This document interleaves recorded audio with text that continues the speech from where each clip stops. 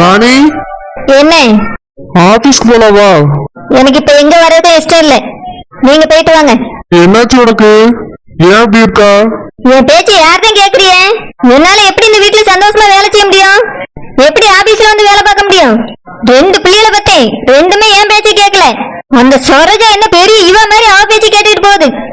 நீங்க எல்லாத்துக்கும் மேல என்னை சுத்தமா மதிக்கிறது கிடையாது. உங்களை பார்த்துதான் பிள்ளைகளும் கெட்டு போயிருக்கு. எங்க அப்பா அம்மா இங்க இருந்தாங்க, அவங்களே அவளுக்கு துணையா அனுப்பி விட்டிய. ஜெனிக்கு துணையா தானே அனுப்பி விட்டுருக்க, அவங்க தனியா இருக்கால. உனக்காக தான் நான் இங்க இருக்கேன்ல, நான் தான் போகல பிறகு என்ன. அப்போ உங்களுக்கும் என் கூட இருக்க இஷ்டம் இல்ல, இங்க இருந்து போயிடணும் அப்படிதானே? வேணும்னா சொல்லுங்க, உங்களுக்கு ஒரு வீடு வாங்கி தரேன், போயிருங்க. நான் எதுக்கு வேற வீட்டுக்கு போகணும்? என் தங்கச்சி வீட்டுக்கு போனாலே போதும், என்னைய ராஜா மாதிரி பாத்துக்கிடுவா. அப்போ உங்களுக்கும் வீடு முடியுமா இருக்க ஆசை இல்ல? உங்க தங்கச்சி வீட்டுல போய் ஓசிச்சு எடுத்துக்கிட்டு அங்கே இருக்கலான்னு பாக்குறீங்களோ? ராணி, பணம் காசுல கிடைக்காத நிம்மதி எங்க கிடைக்குதோ அங்க போய் இருக்கிறது தான் நல்லது. நான் இவ்வளவு நாள இங்க இருக்கிறது காரணம் நீ தான். நானும் உன்னைய விட்டுட்டு போயிட்டா நீ கஷ்டப்படுவேன்னா நான் இங்கேயே இருக்கேன். இல்லன்னா நீ பேசுற பேச்சுக்கோ, நீ திட்டுற திட்டுக்கோ நான் எப்பயோ வீட்டை விட்டு போயிருப்பேன். சொத்து எல்லாமே உன் பேர்ல இருக்கிறதுனாலதான் நான் இங்க இருக்கேன்னு நினைச்சுட்டு இருக்காது. நானும் இல்லன்னா நீ தடிமரமாயிருவேன் தான் அவன் கூடயே இருந்தேன். கொஞ்சமாவது புருஷன் பேச்சு கேட்கணும், மாமியார் பேச்சு கேட்கணும். தாந்தாங்கிற அகமாவோ எல்லாத்துலயும் இருக்க கூடாது ராணி. ஏதோ 1-2 விஷயத்துல நீ எடுக்கிற முடிவு கரெக்டா இருக்குங்கிறதுக்காக எல்லாத்துலயும் கரெக்டா இருக்கும்னு நினைச்சிடாது. நிறைய விஷயத்துல நீ தப்பான முடிவுகளை எடுக்கிற ராணி. பிசினஸ்ல வேணா நீ எல்லாத்துலயும் சரியான முடிவு எடுக்கலாம், ஆனா நம்ம பிள்ளைகள் விஷயத்துல நீ எந்த முடிவுமே சரியா எடுக்கல. ஒழுங்கா இங்க படிச்சுட்டு இருந்தாவ கொண்டு போய் உங்க அம்மா வீட்டுல விட்டுட்டா.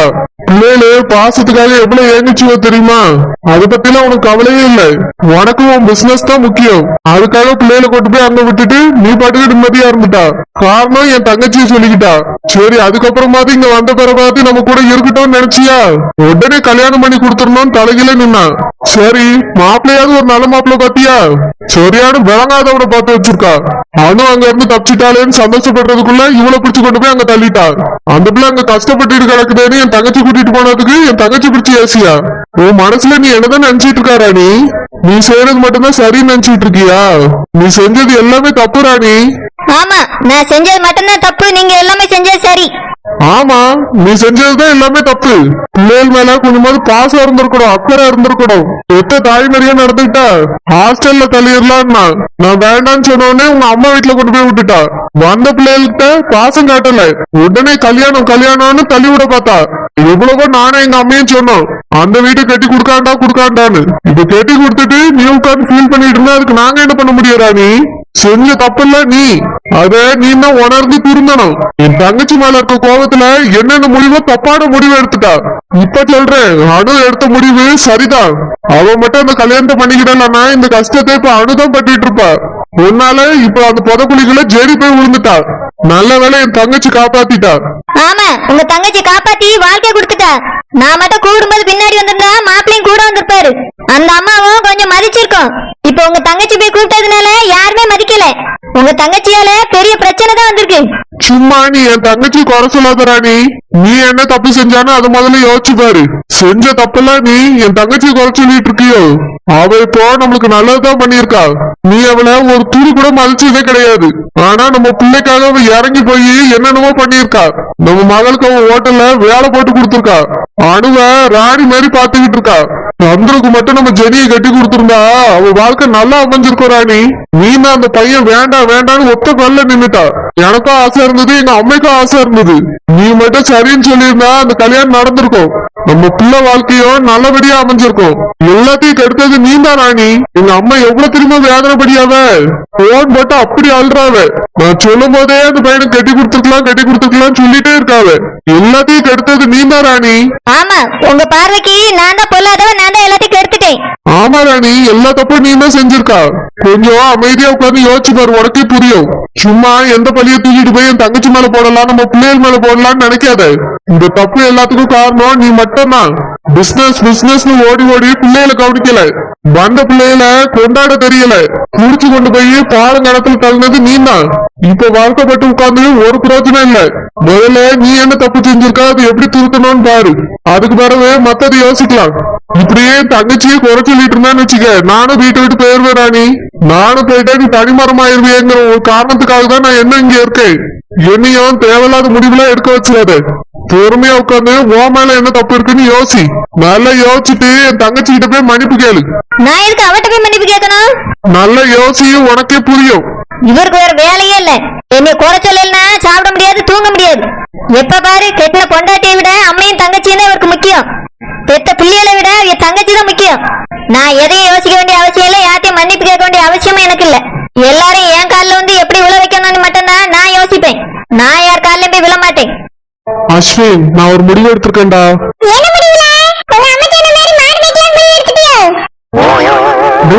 ஏண்டா இன்னைக்கு பார்த்தா மாடு மேய்க்கிற மாதிரியா இருக்கு?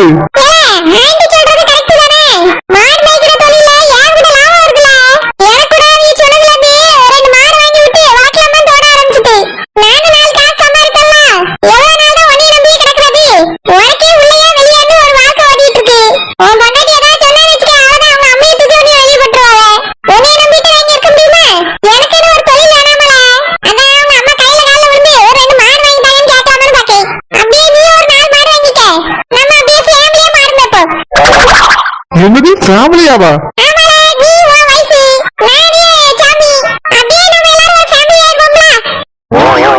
நினைச்சேன்டா, நினைச்சேன். நீ சும்மாலாம் அப்படி பேச மாட்டியேன்னு நினைச்சேன். அப்போ இந்த சாமிக்காக தான் மாடு மேய்க்கிறேன்னு சொல்ற, அப்படித்தானே? நீ பாரு அஸ்வின், எங்க அம்மாட்ட ஏகப்பட்ட பணம் இருக்கு. நான் நினைச்சா மாடு இல்ல, பெரிய பிசினஸ் ஆரம்பிப்பேன்டா.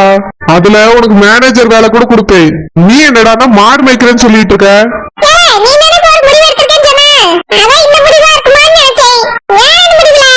மூக்காய் இருக்கால, அவளை பத்தி என்ன சொன்னாலும் அம்மா ஏத்துக்க மாட்டாங்கன்னு தெரிஞ்சு போச்சு. ஏன்னா கார்ல சாணியை தூக்கி அடிச்சு வச்சிருக்கா, அதுக்கே சிரிச்சுட்டு வராங்க பாத்துட்டு. அம்மாக்கு அந்த மூக்காயை ரொம்ப பிடிச்சிருக்குடா, அதனாலதான் அப்படி நடந்துக்கிறாங்க. எங்க அண்ணனுக்கு கல்யாணம் ஆன புதுசுல எங்க அண்ணனோட ஒய்ஃப் சின்னதா ஏதாவது தப்பு பண்ணா கூட சரி, எங்க அம்மா எப்படி தெரியுமா கோவப்படுவாங்க. ஆனா இந்த மூக்காய் இவ்வளவு பெரிய முட்டாத்தனமான காரியத்தை பண்ணி வச்சிருக்கா, அதுக்கே சிரிச்சுட்டு வராங்க. அதனால இதுக்கு மேல அவ என்ன செஞ்சாலும் சரி, இதே மாதிரிதான் அம்மா எடுத்துப்பாங்க. அதனால நான் வேற ஒரு ஐடியா யோசிச்சுட்டேன்டா. சி, நானா? அவளையா? கன்ஃபார்மா நான் அவளை எப்பவுமே எந்த காலத்திலுமே ஏத்துக்கவே மாட்டேன்டா. அவ எனக்கு ஒய்ஃபா இருக்கிறதுக்கு கொஞ்சம் கூட தகுதியே இல்லாதவ. அஸ்வின், இது வரைக்கும் கல்யாணம் முடிஞ்சு நாங்க 2 பேரும் வெளியே எங்கேயும் போறதே இல்லல்ல.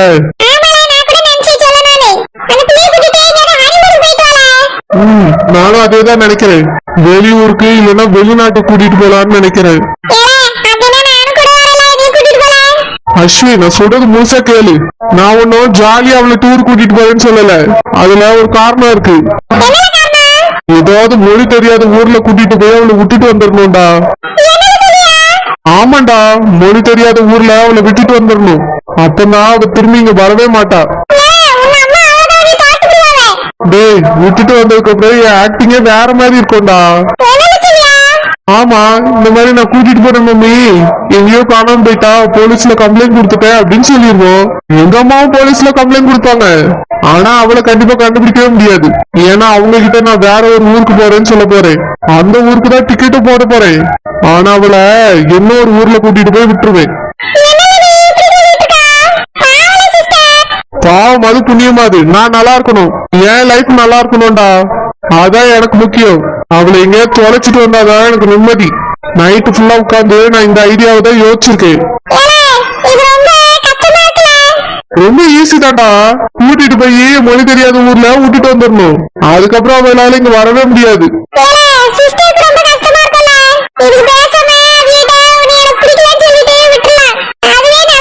வாய்ப்பே இல்ல அஸ்வின். நான் மட்டும் அப்படி சொன்னேன்னு வச்சுக்கேன், அவ நீங்க நல்லா இருங்கன்னு சொல்லிட்டு போயிருவான்னு நினைச்சியோ. எங்க அம்மாட்ட சொல்லுவா. எங்க அம்மா உடனே நீ இந்த வீட்டுல இரு, அவன் வெளியே போட்டேன்னு சொல்லுவாங்க. ஏன்னா எல்லாம் அவ காலில் எல்லாம் போய் விழ முடியாது அஸ்வின். இந்த ஐடியா தான் ஒர்க் அவுட் ஆகும். அவளை கொண்டு போய் தொலைச்சிட்டு வந்துடலாம்.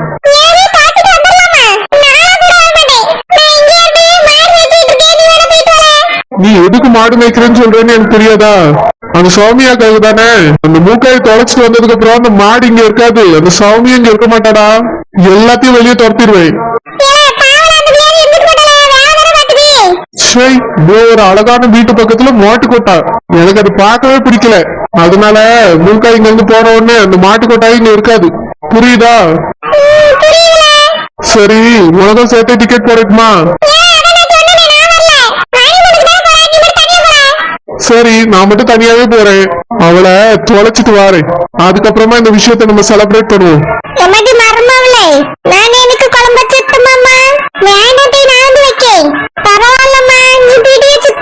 நாளைக்கு பீடி கம்பெனிக்கு போகணும்னு சொல்லிட்டு இருந்தால, நீ பீடி சுத்தி கொண்டு போய் குடுமா.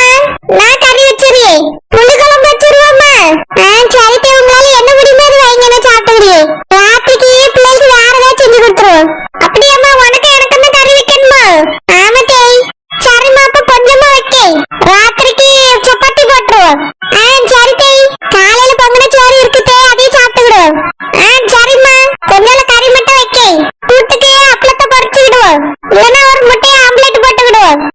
சரி தேய், நீ வேலையை பாருமா. அத்தை சமைச்சரு. சரி தேய். செல்லம்மாக்கா, மாமா சிலுப்பா, உங்க அம்மா எப்படி இருக்காவ? இந்த பக்கமே வரதில்ல. அம்மா மீமிய வரத்துக்கு போறா. ஓஹோ, அப்படியா? சரி சரி, நான் கேட்டேன்னு சொல்லு. சரிம்மா. சரி சரி, ரெண்டு பேரும் உட்காந்து பேசுங்கம்மா, நான் இப்ப வரேன். சரிங்கம்மா. உட்காரு சில்பா.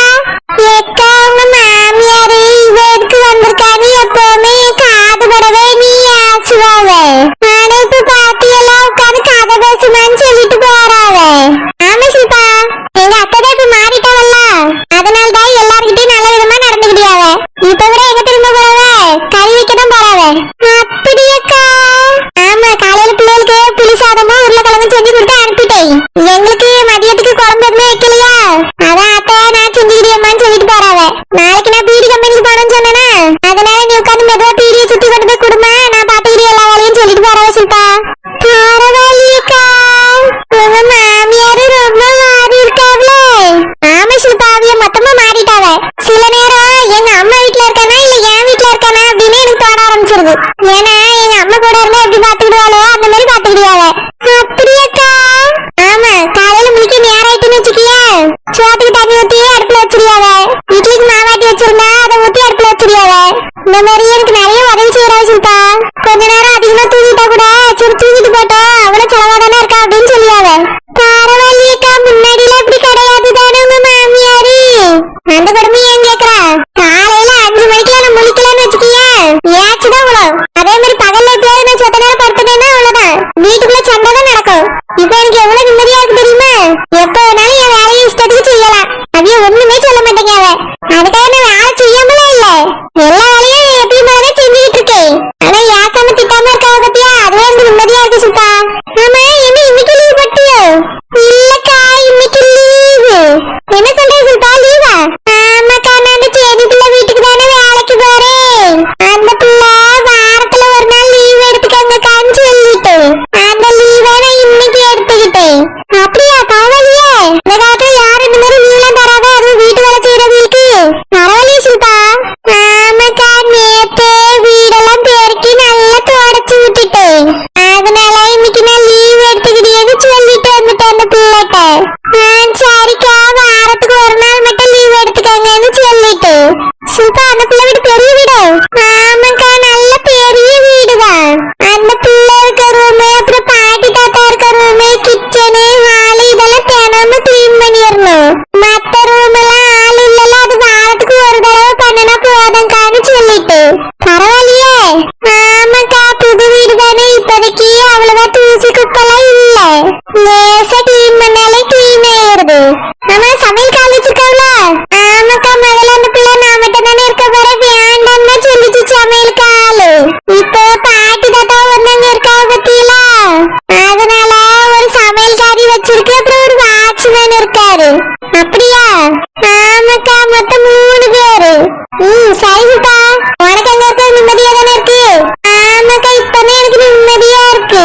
ஒரு மாச சம்பளம் 10,000 தந்து வாரத்துல ஒரு நாள் லீவும் தரவ, இதை விட வேற என்ன வேணும்? அதுவும் வீட்டு சுத்தம் பண்ற வேலைக்கு இவ்வளவு தரது பெரிய விஷயம் தான். அந்த